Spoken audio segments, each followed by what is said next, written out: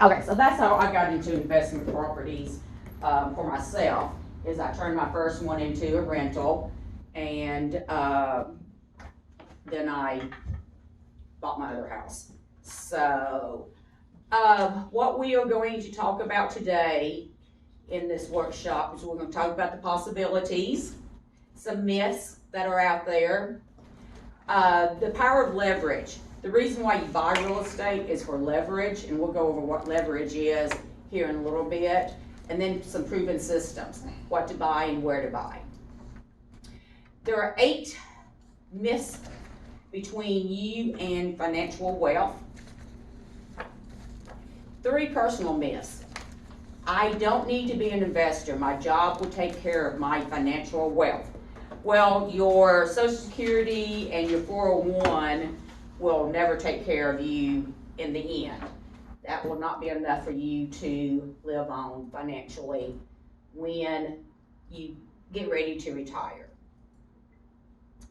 I don't need or want to be financially wealthy. I am happy with what I have. Hopefully no one in this room feels like that, or else you would not be here. You do like to take vacations, and you like to take trips, and you like to buy things. Myth number 3, it doesn't matter if I want or need it, I just can't do it. Well, you can't predict what you can and you can't do. If you get educated, you can do anything, and the first step is coming here to talk about buying investment properties. Investing is complicated. It is not complicated. I've been doing it since 2003, and if you just get a little bit of education, it's not complicated at all. It's as complicated as you make it. The best investments require knowledge most people don't have. No, your best investments will always be in areas that you can or already understand. You're not going to go and invest in, well, you might, but you're going to get to know the area. You know, you're not going to invest in Northwest Arkansas if you live here and you don't know nothing about the area. And even in Little Rock, you know, you're going to really invest close to where you live right now or an area that you are familiar with. Investing is risky. I will lose money. No, investing by definition is not risky. Stock market is risky because it goes up and down more than real estate does. Successful realtors are able to time the market. No, successful investing, the timing finds you. We like to say time in the market, then timing the market. You want to spend your time in the market instead of trying to time the market. And all good investments are taken. Every market has its share of good investments. Even now, when properties are selling as quickly as they come on the market, there's still good deals out there. There's always, you know, even individual. People's always saying foreclosures and short sales. Well, you can find a good deal just by an individual because we just don't really have that many foreclosures and short sales right now. The National Association of Realtors, 17% of all 1 to 4 unit homes purchased in 2020 involved an investor as a buyer. 68% of all investors buy within 20 miles of their primary residence. I think that's shorter than that, especially around here, because to get 20 miles, you're going to be way outside of where you live. And 22% of all investors are small investors. There are a ton of people who own just a couple of investment properties. And most of the investors are smaller, they're not large properties. Little Rock stats, our population increased 5.9% in 2020. So that means these people need to find a place to live. So they're not all buying houses. Some of them will be renting. And if you don't think rental is popular here, you need to go drive out Bowman. They've got huge apartments on both sides. The whole Bowman is just packed. Over here, right before you turn off to go to McCain, He's got a commercial downstairs, and then they're building residence up. Those are all pre-leased. He can't build them quick enough. The rental rates increased 4.9% year over year for 2020. The average rent in Little Rock is $837, and 44% of the housing in Little Rock rent between $701 and $1,000 per month. So discover your big why. Why? What is your big why? Now we can start having discussion and talking about it. And I'll let you know what my big why was. I'll start and everything. I was in real estate, and I had some people come and they wanted to do some investment property. My big why. I started in real estate in 1995. I had a small house, and I bought that house that I live in right now. Instead of selling my house, I rented it out. My mortgage was $300 a month. I rented the house out for $600 a month. This gave me some extra money at the time to qualify for my new home that I was buying, as I said earlier.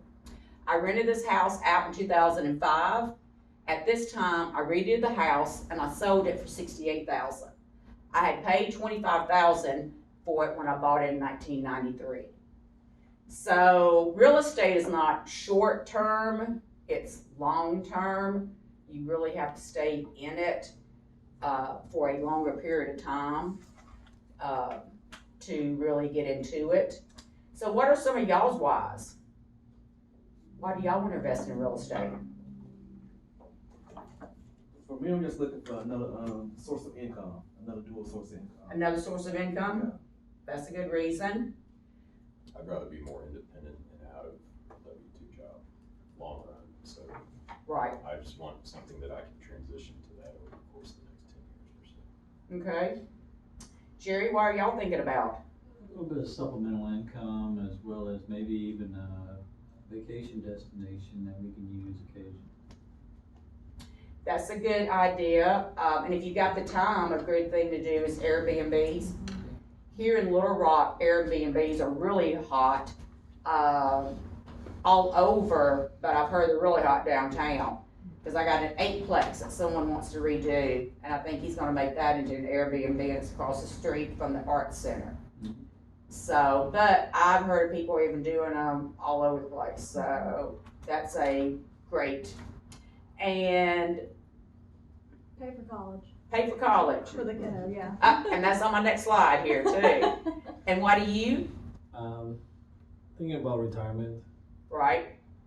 Just That's always a good. have as many homes as possible, but by Right. the time I retire.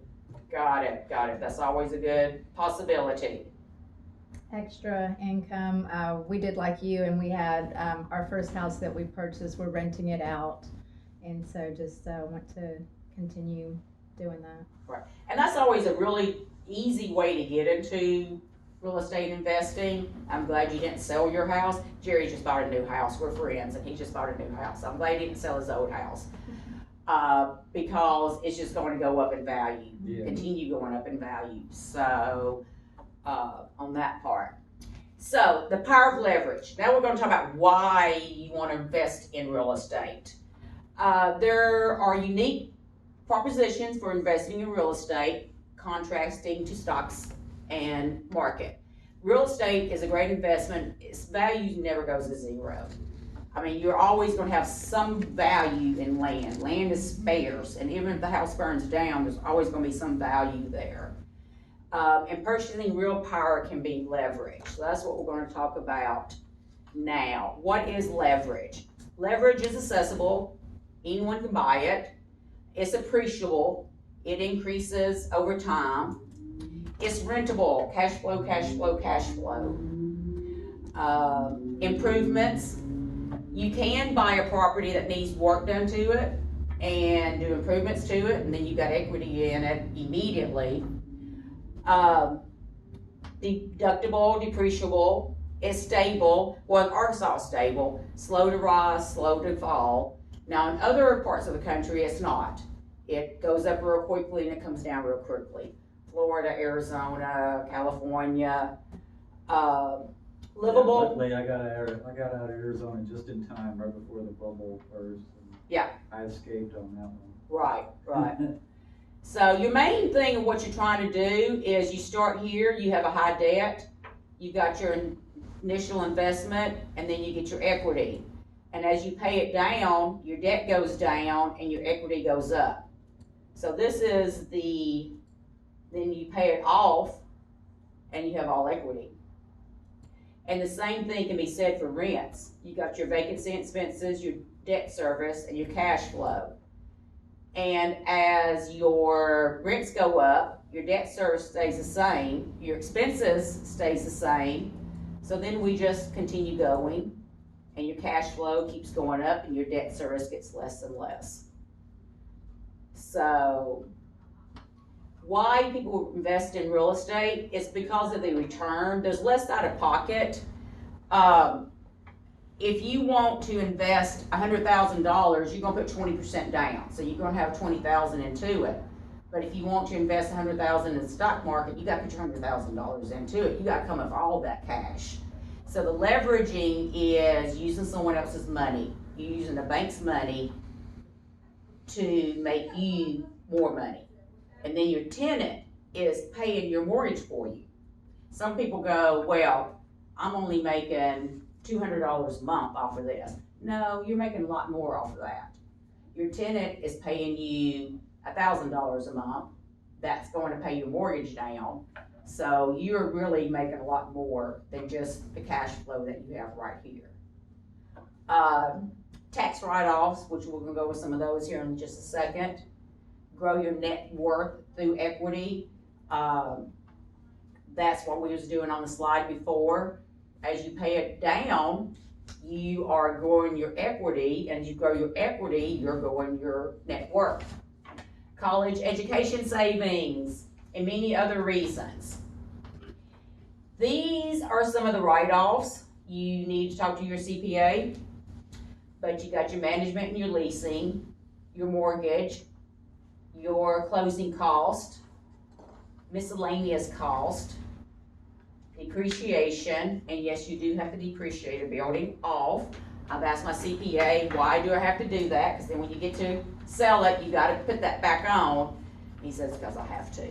So, capital improvements, personal property, and then maintenance.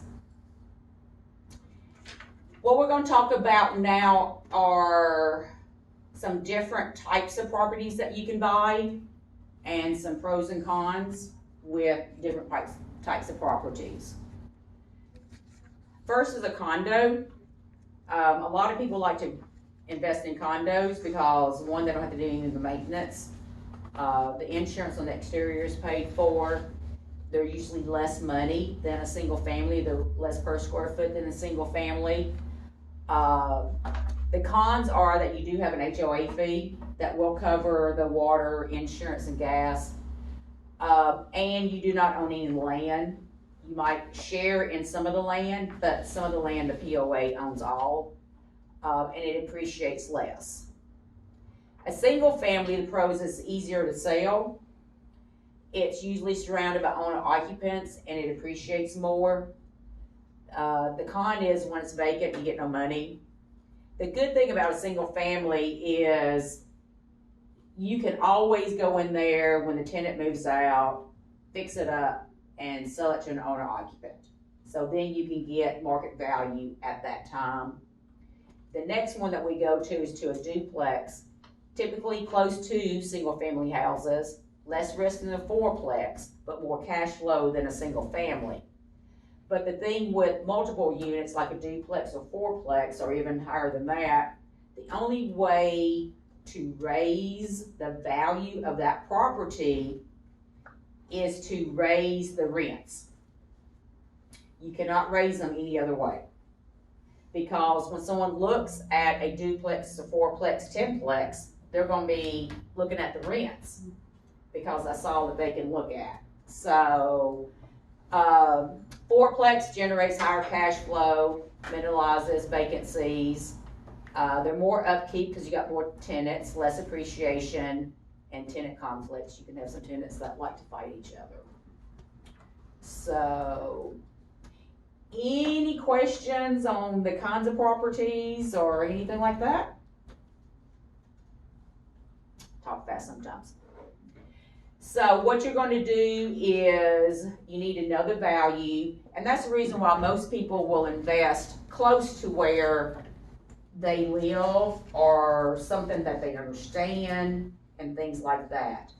And then you find the opportunity. You can find opportunities different ways. A real estate agent, just asking around, driving through, looking for rent signs. What sites do you normally look at? For properties, well, the thing is that a lot of people don't know this, but we have we share. So no matter what site you go to, every house is gonna be on there. So you can go to kellerwilliams.com, you're gonna find every house on there. You can go to realtor.com, you're gonna find every house on there. And you're gonna find if it's under a fourplex, you're normally gonna find those on all those sites too.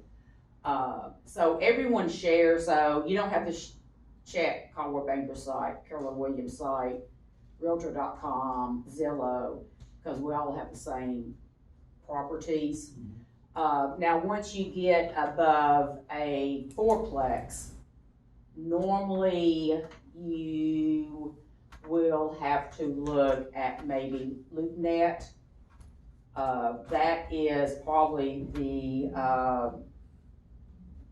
most used website for 5 units, 10 units, 20 units and on up. And it's mostly investors on LoopNet. That's where I get most of mine from.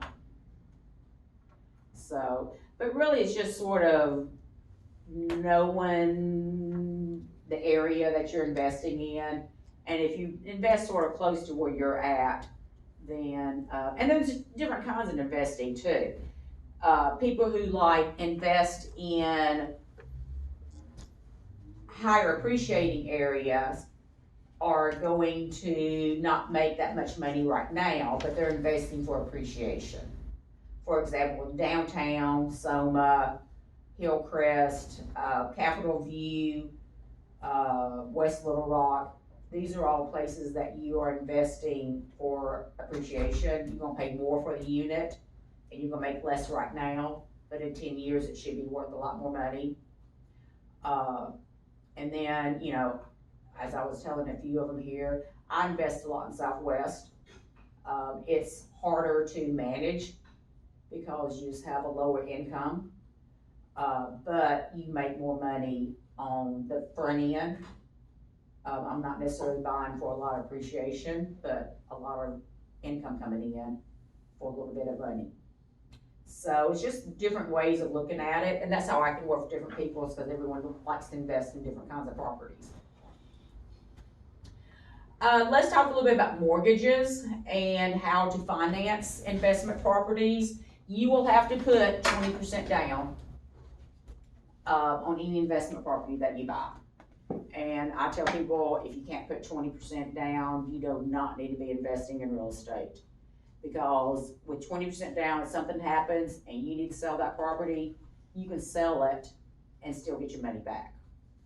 And I never tell people to jump in with all feet and all hands. You need to get into real estate little by little. I tell this story all the time. Back in the early 2000s, this guy, he bought like 30 houses from this one lady, and she took out a second. Back then, getting a mortgage was totally different than now. So she took out a second for some of them. Well, with that many houses, he had to quit his job because he couldn't work his job and manage all these houses at the same time. So then he could quit his job. He couldn't make a living on the houses alone. So what we ended up doing is selling off all the good ones and paying those off. And then he left her with all the bad ones that weren't in that good a shape. And the ones that were vacant, he just went in there and sold everything out of them. So, you wanna take small steps into it, you don't wanna, because you wanna make sure that investing is right for you too, because not everyone is an investor. Definitely not everyone. I sold a property to a friend that I wish I never sold, because she was not an investor. Every time someone moved out of it, she went in there and spent $5,000 to $10,000 replacing the carpet, painting, doing all this stuff that the next person was just gonna do right behind them. You don't wanna be a slumlord, but you don't wanna go in there, if you have a room for a carpet and there's one iron mark in it, you don't replace the whole carpet. Because the next tenant's gonna put that same iron mark, probably the same spot. I don't know why there's always iron marks. And then you get smart about things. You paint everything the same color. That way, when people move out, you can go in there and just do a little touch up. You don't have to paint the whole thing and make it perfect and everything. 15 year to 30 year, most people are gonna do 30 year. And then qualifying. Once you get above a fourplex, once you go to 5 units and more, you have to get a commercial loan. You have to get a bank loan. So those are a little bit, they're not more difficult to get. Then again, you have to put your 20% down. It will be a mortgage that will be amortized over 20 years, but you will have to refinance it every 3 to 5 years.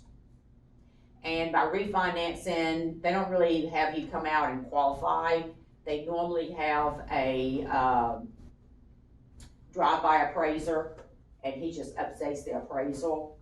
And I will let you know this too, because a lot of people don't know this, but when you get a bigger property, if you get a 10 units, 20 units, 30 units, more than likely, whoever gives you that loan is going to require that you set up a bank account with them, and that you run all the checks, all the income and expenses through them. And then they monitor that. So it's a little bit more invasive than just getting a 30-year mortgage through a mortgage company. But the good thing about buying a fourplex or less is that this is set for 30 years. And you don't have to go get it refinanced. So the interest rate that you can get today will be the interest rate that you will have in 10 years, 15 years, 20 years. And you can get up to 10 loans. And that will include the property that you live in currently. So, a lot of people, one way of doing it is to get your first 10 loans and get those all locked in, fourplex, duplex, a house, get a mixture of all that, and then buy something larger and get that bank loan at that time. So that's always a possibility on that. Property management and self-management. No one is going to look at your property better than you are. Really, your profit is what you're giving to your property management company. So you really don't want to give them all your profit. I self-manage. So, and if you do self-manage and you're spending a certain percentage of your time, you have to ask your CPA, then you can take losses greater than your income. Or if you are a real estate agent, you can take losses greater than your income. Otherwise, you can only take the loss according to the income that you bring in. So that's another reason to self-manage, is so that you are spending time and that you can take those losses if you need to. So, because everyone has a bad tenant that moves out. Everyone has one. So when I had a mobile home park, I was telling a couple of people before everyone else got here, and for some reason, a couple of people just left me a whole house full of furniture. It's like, what the heck? I don't want all this stuff. So some people do things like that. You just never know. But there are ways of checking up on your tenants too. I mean, you can go in there and change the filters 4 times a year just to walk through the property. So there's like some little things like that that you can do just to make sure that you walk through it and can see what they're doing in there during the year. So I do say self-management is better. No one is going to look over your property better than you are. And to be honest, there's really no one in Little Rock that I could refer you to. I've had bad experiences with every property management company in Little Rock that I know of. I mean, I even had a cousin of my daughter-in-law who worked at a management company. He was horrible. I was going, I can't trust relatives that I can tell stories on you. Who else can I touch? So the next steps are to talk to a mortgage professional, talk to a financial professional, and let's get together and find that property. Because there's always properties out there on that part. So what kind of questions do you guys have? Do y'all have any questions or anything like that? I couldn't go over it that good. Alright, you mentioned that you did single family as well as, now you flip properties. You said you flip properties, you did rental. I've done What's the both. pros and cons that you saw with flipping properties versus rental? Well, a flip is good to get you some capital real quick. You can find a property. I think that might be my friend. Or someone should. Oh, hey. I had a gentleman left after 5:45. Come on in. Oh, that's okay. Just have a seat. Come up here and sit. I've done both. I have flipped houses and I do have some rentals. Flipping takes a lot of time and effort, but it's a good way to make some cash real quick. I will let you know that my last flip is still a rental. I bought it in 2006 and was going to flip it, and it never sold. So I've had it now, 15 years. So, you know, and that can always work too. But no, flips are good. You just have to be able to either do the work or have a contractor who can do the work. That's gonna be reasonable. I've got a client right now. We have his flip under contract, but he bought it 2 years ago in 2018.